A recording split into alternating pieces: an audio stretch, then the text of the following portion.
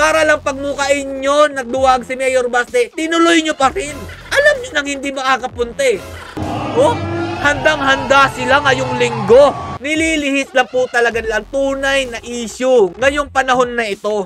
Bigla pong nanalo si Torre na walang laban si Mayor Baste. Ito po yung sinasabi ko sa inyo, na pinalabas lang po talaga nila na duwag si Mayor Baste. Alam po talaga nila na may lakad si Mayor Baste ngayong Sunday, kaya po ganito ang ginawa nila, pinaghandaan talaga nila para pagmukain sa buong mundo na si Mayor Baste ang tumakbo at natakot kay Torre. Pero ang totoo talaga na araw na gusto ng laban ni Mayor Baste, eto yun. Pero Tuesday, available na ako. Oh. Tuesday, Wednesday, or any other day. Kasi mas may oras ka pa para mag-ensayo. Tuesday or Wednesday. Kakasapo kaya si Torre dito sa sinabi ni Baste? Eto nga po't nagpalusot na yung manok ninyo. Pakinggan nyo mabuti sa kay Janjan. Isali mo sa vlog mo ha. Sir, sa statement po niya na Tuesday or Wednesday, wag lang Sunday. Marami na akong trabaho eh. Nagpalusot! Marami na daw siyang trabaho Tuesday or Wednesday. Ano na, sang kay Janjan? Yung mga tansong talangka. O, kumakak yung manok ninyo. O, ngayon, bakit umayo ka? Dahil alam mong sisipot siya. O, ano na, sang kay Janjan? Sabihin mo kung sino talaga ang naduwag.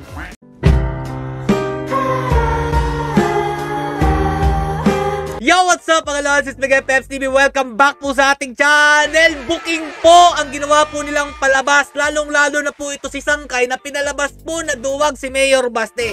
Meron po kasing video na inilahad si Mayor Baste na hindi nga po siya makakapunta nitong Sunday na ito. Pero tinuloy pa rin po nito ni Torre at ang mga ulipores po nila para nga po pagmukaing duwag daw po si Mayor Baste. Pero dito mga Lodi, malalaman ninyo kung bakit talaga nila ginawa ito ngayong Sunday. Booking! Lalo ka nasang kay Janjan. Akala mo wala talagang kapalit ito mga ginagawa mo kay Mayor Baste. Lalo na po yung sinabi niya yung July 24, kauna-unahang Bisayang duwag daw po. Puro ka lang pala tato, duwag. Eto pa mga Lodi ha, ididiin ko lang po talaga ito si Sangkay Janjan. Kasi alam ko, nanonood lang yan si Mayor Baste. Pinapabayaan lang talaga itong mga gantong klaseng mga post. Pero kalaunan mga Lodi, titiklop to. Tandaan nyo tong sinabi ko. Kapag bumaba sa pwesto yung amo niya, run Baste, duwag, run. Yan po yung sinabi niya. Naghamon ng suntukan, tumakas na kahit nakaset na daw po ang venue ng boxing, aray ko. Oo, sinet nyo yan. Dahil nga, alam nyong hindi makakapunta si Mayor Baste. Para lang pagmukain nyo nagduwag si Mayor Baste, tinuloy nyo pa rin. Alam nyo nang hindi makakapunta eh. Sabi pa niya dito, galit na galit daw po sa kanya mga DDS. Teka, kasalanan ko bang duwag si Baste? Si Baste po yung duwag. Ito pa po mga Lodi, didiin talaga kita dito sa kay Janjan. Para makita ito ni Mayor Baste na ikaw ang grabe, leader ka ng fake newsan. Para malaman po ng taong bayan na ito pong Sangkay Janjan na to, membro po ito ng mga bayaran nila ng mga vloggers. At alam nyo ba mga Lodi, sinabi ko na ito sa inyo noon pa, na meron silang kinukuhang mga vloggers at isa po ko sa nasali doon po sa GC nila. Babanggitin ko po lahat ng mga pangalan sa susunod dahil nandito po sa akin ang mga ebidensya. Kung ano po yung script ni Sangkay Janjan, ganun po lahat ang script ng kanilang mga bayarang vloggers. Kilala nyo rin yung isang vlogger na naging kaibigan ko at eto nga, sinali nila ako sa GC. Oh, kung ano po yung script, uulitin ko. Yun po lahat ang gusto nilang palabasin, kagaya po ng pinamumukha nilang duwag si Mayor Baste. Di ba mga Lodi? Sabi po nila, inuuna po nila ang kapakanan ng ating mga kababayan. Lalong-lalo na po itong nangyayari pong bagyo, baha sa ating bansa. Pero bakit may ganito mga Lodi? Oh, handang-handa sila ngayong linggo. Ang lupit mo talaga, Torre. Oh, di ba? Woo! Grabe! Pilipinas, ano na? Grabe to. Woo! Sobrang nakakatawa ang ginagawa nila sa ating bansa. Alam niyo po ba ang ginawa nila mga Lodi? Nililihis lang po talaga nila ang tunay na issue ngayong panahon na ito. Biruin nyo ha, hindi po sila preparado niyan. O, tingnan nyo ha. Bigla pong nanalo si Torre na walang laban si Mayor Baste.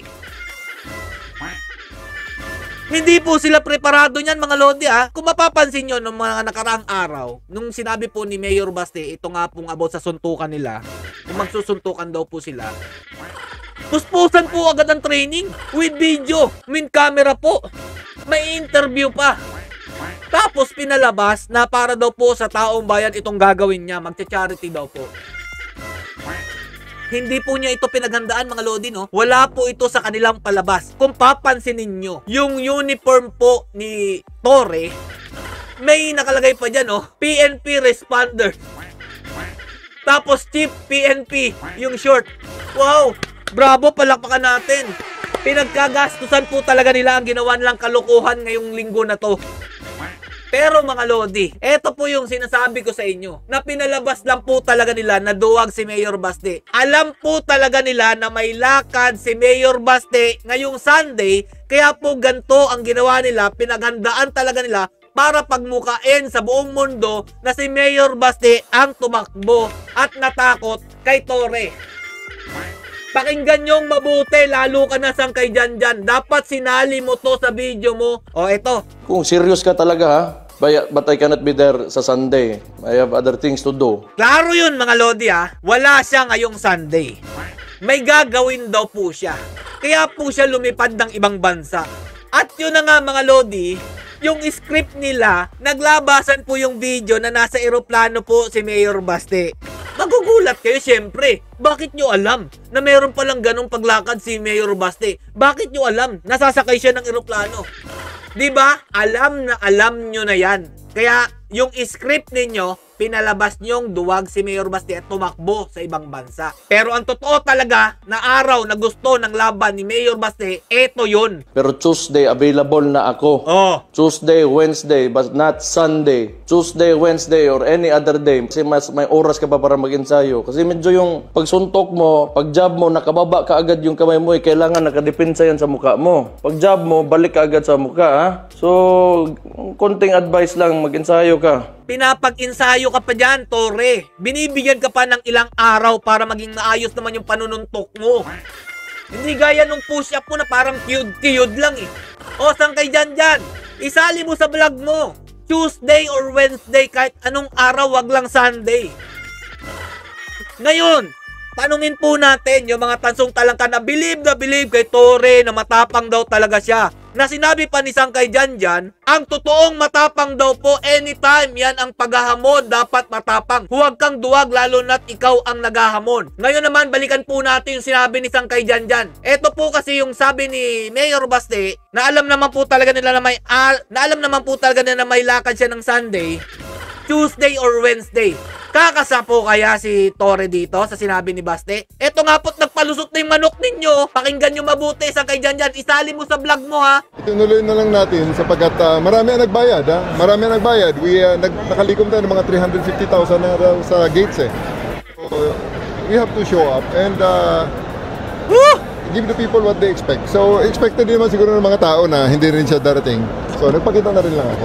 Sir, sa statement po niya na Tuesday or Wednesday, wag lang Sunday. Marami na akong trabaho eh. Woo! Nagpalusot! Marami na daw siyang trabaho Tuesday or Wednesday. Ano na, Sangkay Janjan? O yung mga vlogger dyan, yung mga tansong talangka, kumakak yung manok ninyo. Tuesday or Wednesday or any day, wag lang Sunday. Yan yung hamon ni Mayor Baste. Kung gusto mo, seryoso ka talaga na matuloy yung boxing ninyo. Sabi pa ni Mayor Baste doon ha, pinutol ko na lang eh. Wag na mag-gloves, wag na mga video-video yan. Siya na lang daw po ang pupunta sa lugar ni Torre at magdala lang daw po siya ng ilang bodyguard niya para matulungan naman po siya kung ano may mangyayari sa kanya. Yun po ang hamon ni Mayor Baste sa kanya. Ngayon, bakit umayo ka?